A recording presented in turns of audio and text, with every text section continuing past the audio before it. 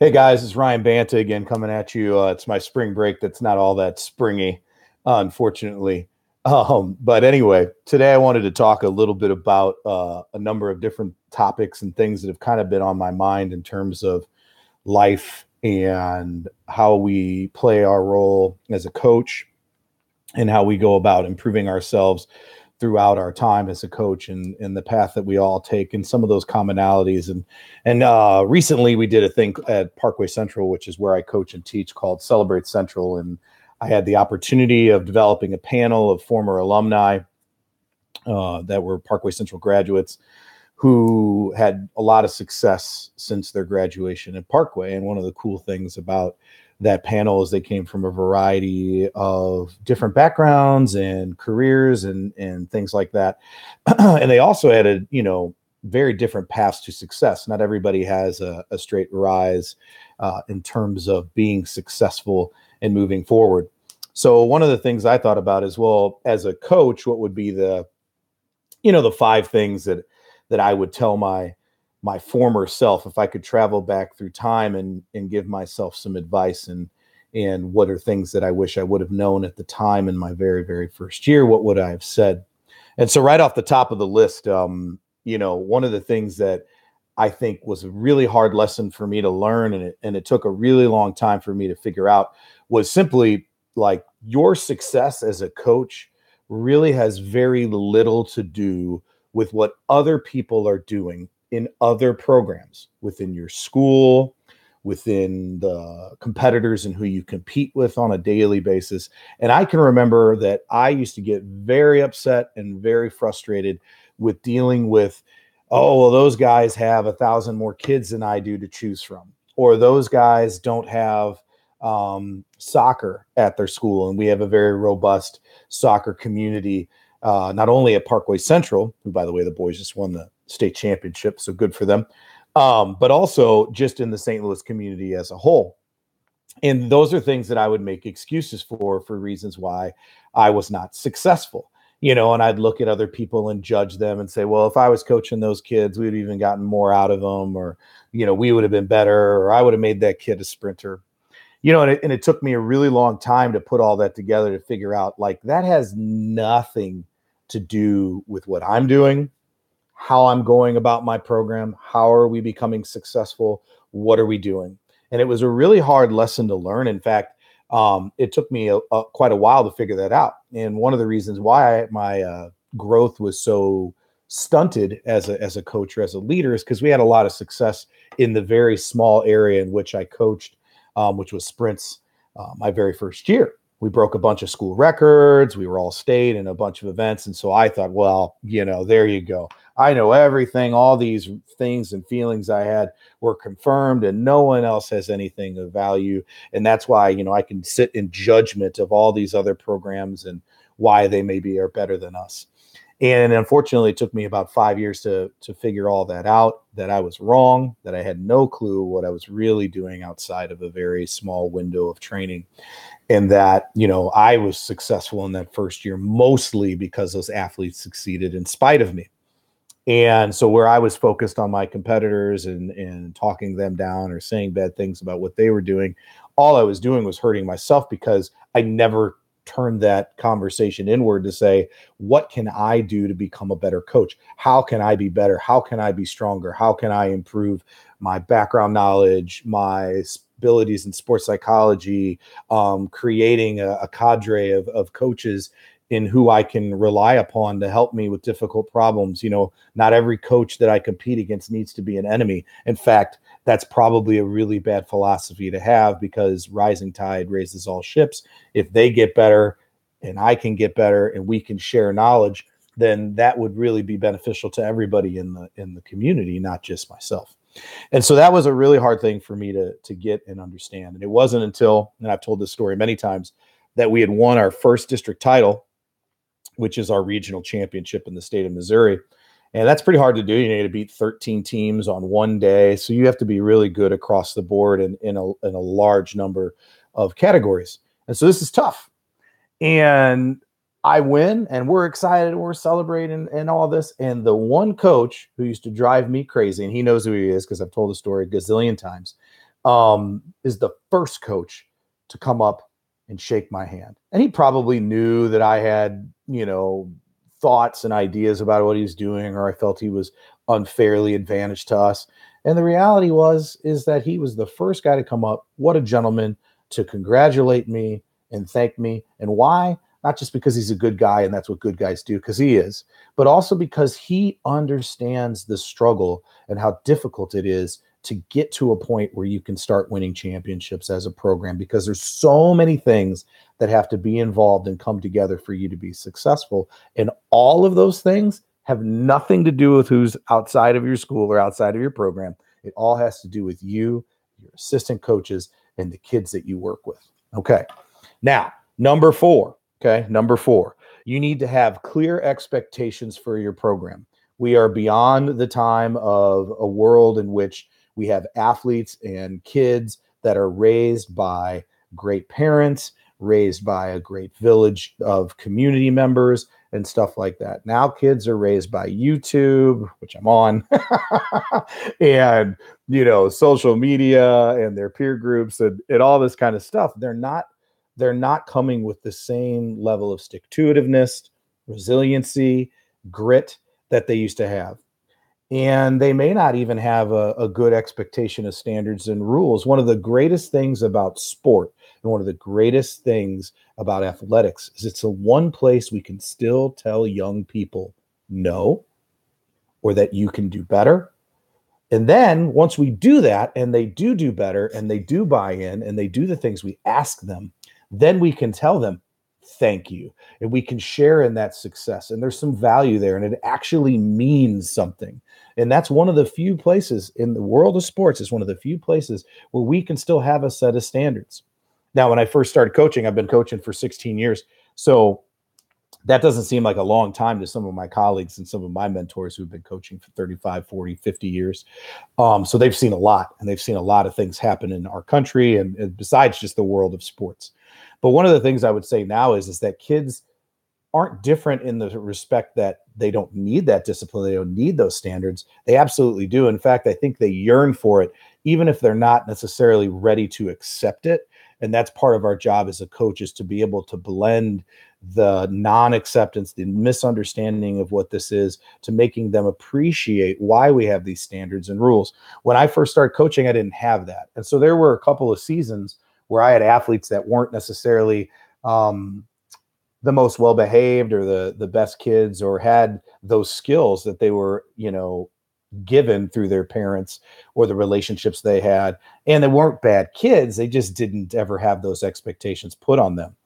And so we had some tough goes of it, and some kids resisting coaching and behaving in a way that's unacceptable, and put us in some really tough spots, because towards the end of the year, we had no options. This is like the state championships, and we had kids basically trying to, the inmates running the asylum, so to speak.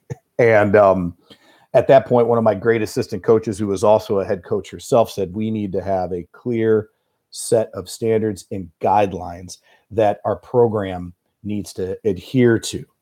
Now, these guidelines and these standards, one of the things I learned from John Wooden is John Wooden said, I'm going to treat you fairly, but I'm not going to treat you equally. And in the world of neutrality and equality, sometimes people go, oh, you can't do that. Well, the reality is every situation is unique. So if you lock yourself in and you paint yourself into a corner where you can't get out of it, then you might have to have a really severe punishment or a lax punishment for something that warrants the opposite. And so any standard or any guideline that you have needs to have a list of, these are the things that can happen, but yet I still reserve the right to implement, punish, execute whatever thing that I feel needs to be the outcome from you breaking these standards or not following through these standards. And having that flexibility allows you to say, hey, you did something wrong, but because of the unique situation, we can do this. But there needs to be something that is done, because nowadays we have a new philosophy where, kids really don't get punished. And sometimes there needs to be, or sometimes it needs to be an arm around the shoulder and a conversation and a talk and an explanation of what took place and a little bit of mentorship. So there's a lot in between those two responses that need to be allowed. Our general rule in our program is we have a rule. It's called do the right thing in the right way at the right time. And my mom, that was her philosophy. And she was a master educator. I hope one day that I can achieve the success that she has. But those three standards, if you can't say yes to those three things, you're probably needing an adjustment in behavior. And most of us, it's clear, it's easy, kids understand it. And so you have to have a set of standards. Since we've had that set of standards, you always worry about kids resisting or pushing back. Oh my God, I can't have my cell phone out, or I have to go to the restroom with 8 of my friends and hang out in the bathroom for half an hour, and that's not fair. And these little things that you worry about having those interactions or those conflicts. And when you set the standards right out at the beginning of the season, and you invest in those standards throughout the year by reminding the kids through our team huddles or our quote of the day, or showing an example of what the ideal model of the behavior is, that really helps. And the kids don't resist it at all. I mean, I've rarely had an instant where a kid would think that something that we put in place is unfair, because we've not only set a standard that everybody, no matter who they are, has to kind of be within, but then if they don't match that, then we do have flexibility that allows us to deal with the situation with some agility, with some social agility, which I think is really important. Okay, number 3, don't be afraid to engage in debate, but learn when the juice is worth the squeeze. I cannot tell you that in this world of social media and internet and keyboard superheroes or tough guy, keyboard muscle guys, that say a lot of terrible things or are critical of you or disrespect you. Okay. There are times where you need to engage debate, because the debate is good, when you're talking about training methods, or why did I make this choice, or why did I make this decision, or, hey, I don't necessarily agree with that philosophy because it's an absolutism. Here are some situations where, having a little bit of flexibility or a little bit deeper understanding could bring some clarity to why we made that choice in training, or why I choose to do this type of activity or workout or lift. And the thing is the more you put yourself out there, the more you're on the internet, the more you're doing really good things for kids and putting yourself out there, the more that people are going to attack you. And if you want to be somebody who you feel like is helping others through coaching, through mentorship, be it conversations like I'm having with you guys right now that are digital, or having conversations with people, through correspondence, through email, through text message, through phone calls, when you open yourself up to that, expect a response from people who are going to be mean, who are going to be rude, who are going to be critical. I specifically remember a situation when somebody put me out on a website called Let's ... and said that I didn't coach any of the kids that were at my school, and that these kids were going over, to other schools to get training, which was completely actually the opposite. There were kids coming from other schools to train with us because we had those kids in our school. And some of those kids were all American Division I elite athletes. And during that time that I coached them, they got a lot better. Now, did I coach every one of those kids for 5 or 6 years? Of course not. Some of those kids I coached for a season. Some of those kids I coached, for their whole high school career. Some of the kids, I've given advice to post-collegiately. And that's how that goes. Now, when you look at these things and somebody says something really rude about you, the natural inclination is to respond, to say something, to fire back. I saw a really funny meme one time where it showed a pie chart, all the, how many conversations are on the internet or on social media have changed people's opinions. It was like green all the time, red, orange some of the time, or red none of the time. And the whole pie chart was red.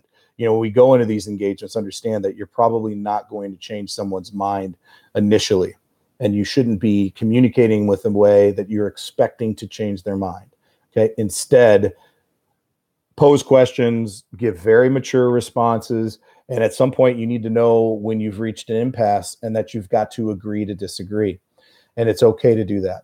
You always should defend your kids, but you also have to be aware of, there's certain things you might not be able to talk about because you're a part of an institution or a program or a community where it's not your job to do so. An athletic director can do that for you. A principal can do that for you. So you need to be very, very careful, because I got in some 12-round knockout debates on the internet. And another situation I specifically remember, where basically we kind of shut down a message board because everybody was so sick of the tit for tat.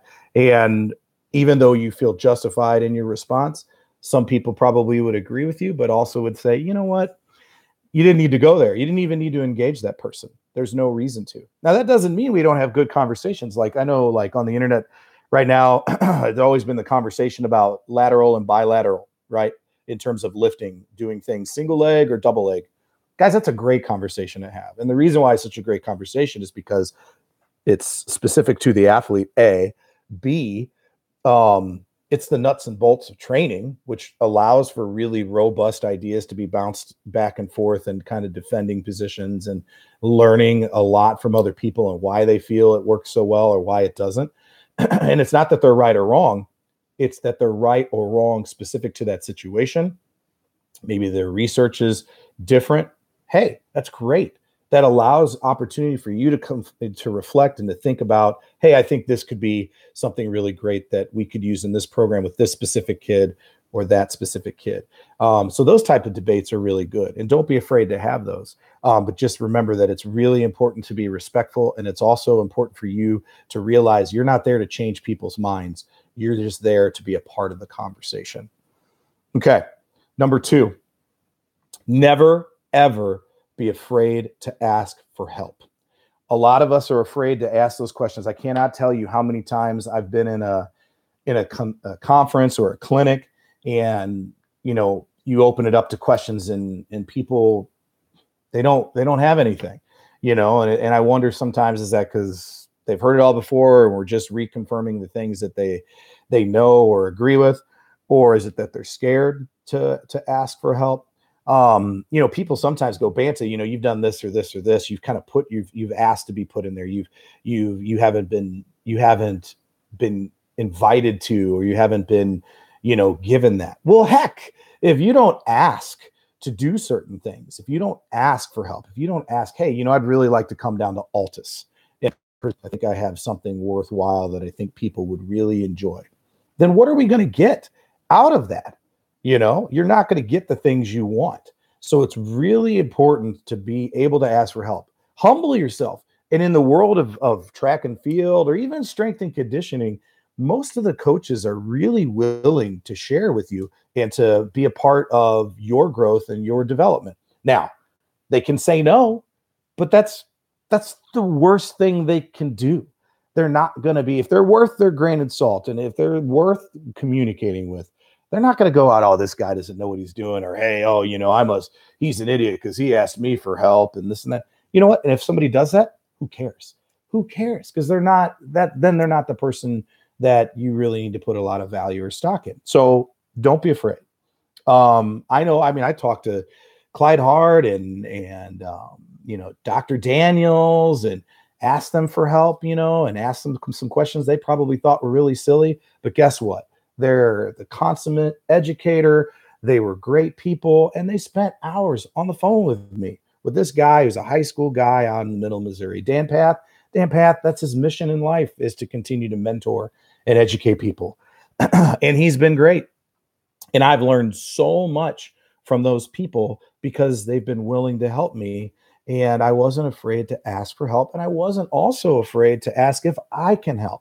Or, hey, how can I get involved? Or is there something that's part of my experience that can be valuable to a high school coach, or a coach who's rising in college, or even a young athlete that just kind of needs a sense of direction? So if you don't ask for help, it's going to be a lot harder to get better. And the thing is that these people that are out there that are willing to help you, they're going to cut down on years and years and years of hard lessons that you're going to learn through some tears and tragedy. And those things are still going to happen no matter what. But in this situation, when you're asking for help, it's going to reduce the damage of those things. It's going to reduce the timeline in which it takes for you to learn those things. And for me, gosh, thank God for the internet, and thank God for social media and those things. There's some positives to it. And it's given me an opportunity to connect with coaches from around the world so that I've been able to learn and to absorb and to have my own uh, principles be challenged in a good way through debate, like we talked about before. And I've come out a better person and more battle tested as I defend my ideas, or I have, information that doesn't jive with some of the things that I thought were truths. And we're going to talk about that in a minute. But the more I realize there are no truths. And so asking for help and having that freed me up to experiment and to try new things and to not be afraid to do a new training design, to create a new workout, to build a new lift, to implement something in my program. Because I asked these people for their advice, they pointed me in the right direction, or they responded by asking me questions in somewhat of a Socratic method type of idea. All of those things were extraordinarily helpful. And humbling yourself and willing to mention the fact that you don't know everything and you're searching out for some knowledge is always a good thing. All right, last thing. Number one, as a coach, there are no hard truths. Everything is situational. Now, in order to exploit, in a good way, situations that are unique or different to the norm, you do have to have a good understanding of classics. So what does that mean? You need to have a good understanding of strength training. You need to have a good understanding of endurance training. You need to understand how to develop power and speed. You need to have a good understanding of sports psychology. You need to research good managers. One of the best things that Coach Path ever gave me as a piece of advice is read people who are outside your field who are very successful at what they do. Because even if you've never been faced with the situation that they have in their particular career, job, or art form, it could very well be implemented into your program or situation. You may come across it. And if you've never gone there and explored those communities of educators or those really great people in their field, then you won't have the ability to respond to it or have some sort of idea of, you know what, I read this, that Bill Belichick did this, or that John Wooden did this, or that, Warren Buffett did this. The man earned most of his money after he was 50. Well, us as coaches, man, that's something really valuable, thinking about like the long-term nature of success and how we can still be really, really lifelong learners. And you'd never know that if you didn't understand that there's all these different factors. And so when it comes to training and people get into this debate and they're like, oh, it's short to long or long to short, or, Clyde Hart knows everything, or, Chris Corfist is the man. Well, yeah, they are the man. They are really good at what they do. Or Carol Smith Gilbert is knocking it out of the park and her methods are the best with the adapt or die methods that she learned from Tony Wells. Yes, all of those people are very different in how they train track and field athletes. The most basic sport that can be incredibly complex because how we're trying to create separation points between our athletes and the other athletes that we compete against. But specifically to their situation, they've taken advantage of their environment, their facilities, their type of athletes that they're coaching, the weather, all these things. It all depends. It depends on where you're at. It depends on the type of kids you have. And so if you've got this one method, so like if you're a football coach and you're like, all we're going to do is run the 42 dive or the dive and the power, and that's all we're ever going to do, and we're never going to move to a different type of offense. Well, if you're a high school coach, from year to year, you may not have the kids available to do that. As a track coach, even though I love sprints, I may not have a great group of sprinters, but I may have a really good group of long sprinters or middle distance runners or throwers. And so you have to create opportunities for those kids to succeed year to year, given their specific situations and where you're at. And that's okay. Some years as a high school coach, you may want to travel. You may want to go, to the KU relays or the Drake relays or the Texas relays. And then there are other years where, hey, we can get our butts whooped in town. We don't need to go over to these other places and put our kids through that. And it's all situational. And so having that open mind of that it all depends is scary, because it means there are very, very few hard and fast truths when it comes to the world of coaching and education and mentorship. But what's really good about that is it frees you up to search different avenues for different situations. And think about how awesome that is, that you can be freed up, that you're no longer handcuffed, that, hey, we're along the short program, we're going to be really good at the 400 and that's it. Well, if you've got the kids to do it, fantastic. But there are kids that don't really work well in that situation. And because of that, you've got to go in a different direction. So those are the 5 things that I would say I really wish that a future me would come back and tell me, hey, first of all, you're going to be okay. Everything's going to be all right. But after that, the 5 things are: success is not hinged upon your competition and what they're doing.